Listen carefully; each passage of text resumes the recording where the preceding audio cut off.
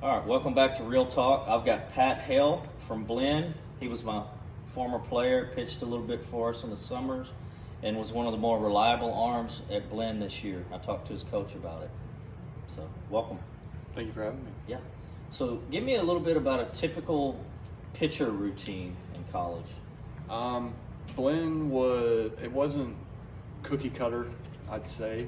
There's a lot of kind of whatever gets you ready to be the best you can be that day. So there's different groups of people throwing bullpens this day, live this day.